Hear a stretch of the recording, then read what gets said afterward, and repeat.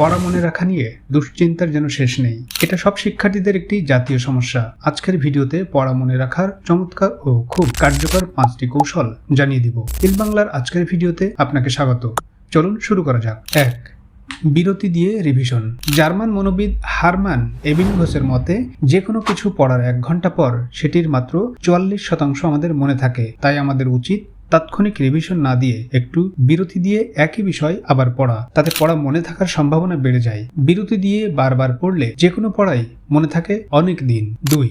Feynman পদ্ধতি। পদার্থবিদ Richard Feynman Princeton বিশ্ববিদ্যালয়ে পড়ার সময় এই পদ্ধতি উদ্ভাবন করেন। কোনো কিছু খুব সহজভাবে অন্যকে বোঝানোর পদ্ধতিকে ফাইনম্যান পদ্ধতি বলা হয়। যে কোনো কিছু পড়ার পর তা অন্য কাউকে শেখানোর চেষ্টা করলে সেই পড়া আপনার মনে থাকার সম্ভাবনা বেড়ে যায় কয়েক গুণ। কোনো কিছু শেখানোর সময় আপনাকে সেই পড়াটি নিজের মতো গুছিয়ে সংক্ষেপ করে নিতে হয়, করতে হয় আলোচনাও, যা পড়াটি আপনার মাথায় গেঁথে যাওয়ার ক্ষেত্রে দারুণ ভূমিকা রাখে। 3. পেমোডোরো পদ্ধতি। পড়াশোনার মাঝখানে মুঠোফোন হাতে নিয়ে ফেসবুক, ইউটিউবে ঢু দেওয়া কিংবা অন্যমনস্ক হয়ে যাওয়া আমাদের একটা নিত্য সমস্যা, যার ফলে পড়াশোনায় ব্যাঘাত ঘটে এবং পড়া ঠিকমতো না হয় তা মনে থাকার সম্ভাবনাও বেশ কমে যায়। এই সমস্যা থেকে মুক্তি পেতে পোমোডোরো পদ্ধতি অনুসরণ করা যেতে পারে। এটি মূলত সময় ব্যবস্থাপনার একটি কৌশল। 1980 সালের শেষের দিকে ফ্রান্সেসকো নামে এক উদ্যোক্তা এই পদ্ধতি আবিষ্কার করেন। ইতালীয় শব্দ পোমোডোরো অর্থ টমেটো সস। ফ্রান্সেসকোর টমেটোর আকারের একটি টেবিল ঘড়ি থেকেই মূলত এই নামকরণ। এই পদ্ধতিতে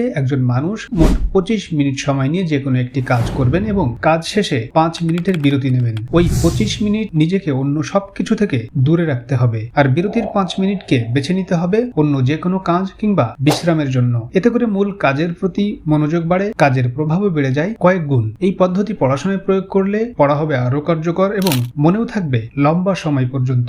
4. প্রয়োজন পর্যাপ্ত ঘুম। যুক্তরাষ্ট্রের নটরডেম বিশ্ববিদ্যালয়ের মনোবিজ্ঞানী জেসিকা পেইন এবং তার কয়েকজন সহকর্মী মিলে একটি গবেষণা করেছেন। তাতে জানা যায় পড়াশোনা শেষে নির্দিষ্ট সময় ঘুমালে তা পড়া মনে রাখাই বেশ সহায়তা করে। তাই লম্বা সময় পড়াশোনার পর কিছুক্ষণ ঘুমিয়ে নেওয়ার বিকল্প নেই। যারা সারা রাত জেগে সকালে পরীক্ষা দিতে অভ্যস্ত, অনেক সময় দেখা যায় তাদের পরীক্ষা খারাপ হয়। এই গবেষণা থেকে নিশ্চয়ই এর কারণ বোঝা যায়। এবং 5.